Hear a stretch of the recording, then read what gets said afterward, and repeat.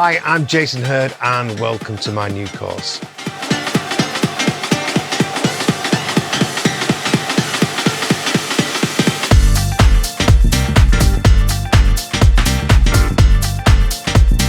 In this course, I'm going to be showing you how I made my new track, Jason Hurd featuring Lisanse, I Wanna Dance. I'm going to be showing you how we programmed the drums and the sample via the S2400. We're also going to be showing you how we recreated a disco sample and then resampled that, how we use the SSL desk and all the different plugins that I use to get to where it is.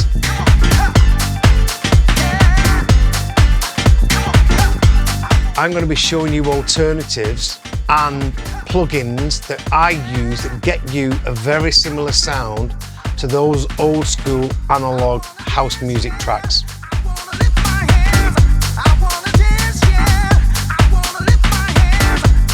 One of the most important things in this course is we're going to be showing you not to overthink things and not to overmix. I'm not just going to show you what plugins I've used, I'm going to show you why I used them and how I used them. If you love the sounds of Soulfuric, Defected and Origins, join me in the studio so I can show you how to get that sound.